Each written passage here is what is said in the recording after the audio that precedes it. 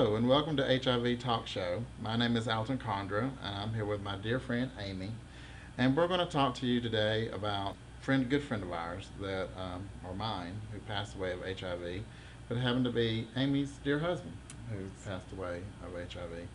And we're going to go back in time. We were how young back in those days? This is Yes, back we in were.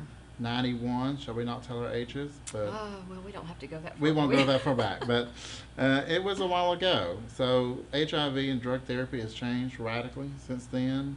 Um, Absolutely.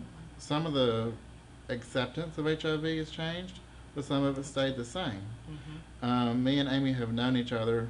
We graduated pharmacy school in 91. 91. Aimee's a pharmacist and I'm a pharmacist. But this is the first time we've ever talked about it. And Mm-hmm. I'll be honest with you all, the point of the show is to share experiences. And I was always afraid to even talk to you about it. So when I said I wanted to do this show, I called Aimee, and even when I called you, I didn't want to ask. Very And true. Aimee was so kind. I said, Aimee, I called you to talk about something, and I've chickened out. And Aimee was so great. She goes, Alton, we've been friends for way too long. You can ask me anything.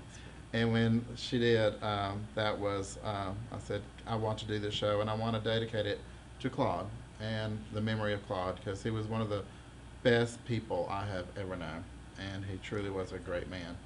And so he still lives in my heart, and I know he lives in yours. Definitely. So let's go back to 1991 and tell us what happened, Aimee. Well, actually, he was diagnosed, I would say probably in 90. Um, Actually, we had the blood drive we had at the school, That's right. and we all participated in that. Except me, because I was a chicken. And it was after that that we got this certified letter in the mail from the Red Cross. That's how we found out. They had tested his blood and said that they tested positive. And of course, we're looking at it like, oh my gosh, this can't be right. You know, this, what does this mean? You know, and so first thing we did after we kind of got over the shock of it was to go to his regular doctor and have it be retested. And of course, it still showed the same result. So, of course, I was tested as well. I have never tested positive. Um, I've been tested for many, many years, just as a precaution.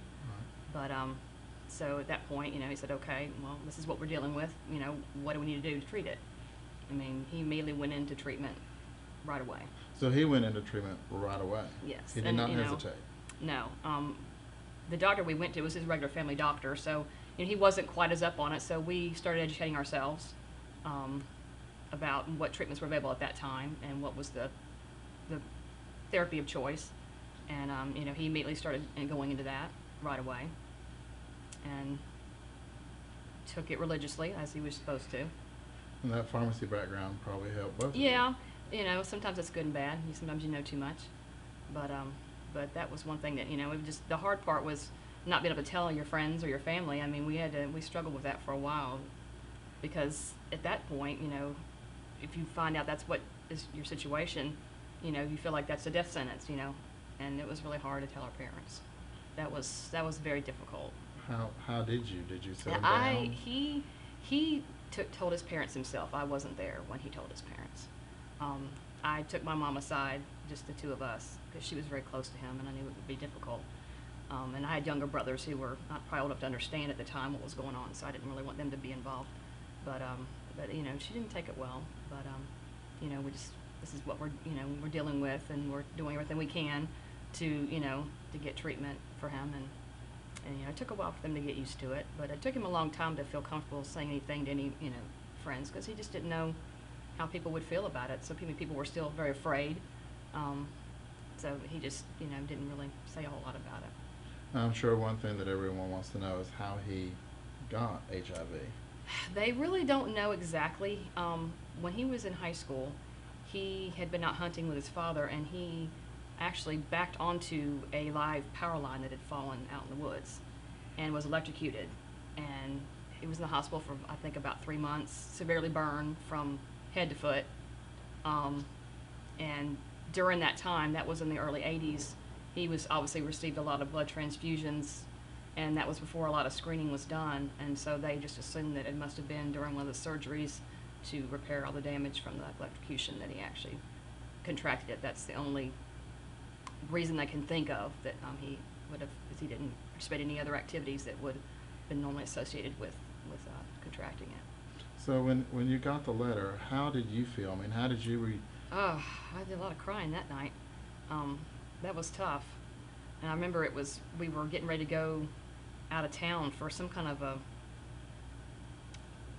pharmacy gathering or fraternity gathering or something where we had to go, and you had to be upbeat, and it's like, this is all swirling in my head, what does this mean? How can this be? And what about me? Why didn't I get a letter? I've been with this man for, years now.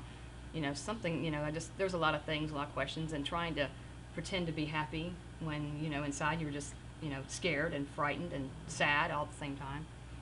But, it was very difficult, and having to act like everything's normal when it really wasn't normal, in our house anyway, at all. So now, when he started therapy, Mm-hmm.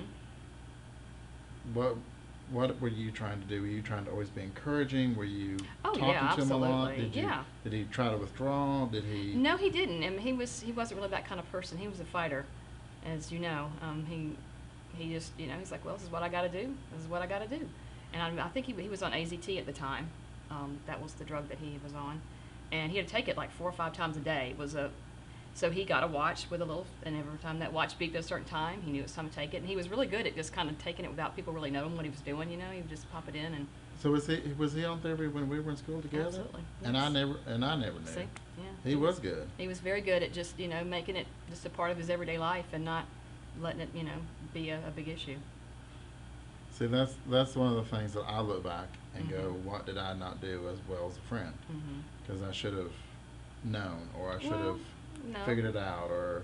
Yeah, I mean, when we were going to the doctors a lot, and I know people would ask me, what's going on? Why is he going to the doctor all the time? And at that point, I can't remember what little white lie we said, something was going on, but, he's fine. And, because he just wasn't ready to let a lot of people know. I know when we were doing rotations at the hospital, when he was like doing stuff in the actual hospital pharmacy, he went to the director of the pharmacy and he explained his situation because he didn't want to put anybody at risk. He's like, this is my situation, and if you don't want me to, be involved in anything like that, I want you to know ahead of time, And they were really gracious and very, very good about, not making him feel bad and letting him do as much as possible without putting, patients at risk or anything. And, that sounds just like Claude, Mm-hmm. because he was always upfront and always, Mm-hmm. he would never back down from a challenge, No. never. No. And he just had it run on and kept going. I Yeah. mean, And that's basically what he did. I mean, he's like, okay, this is what we got to deal with. Then let's just keep on going. well, that's one thing I've always said about Claude. Claude is the kind of man you meet once in your life, and he makes you a better person just because you knew him. Yeah. I And definitely agree with that. and that is, there's times when I think, what would Claude do? And Mm-hmm. I go, okay, let's do the right Yep. thing. And Yeah, that's he always did the right exactly, thing. you just got to think of him, you end up Mhm. doing the right thing.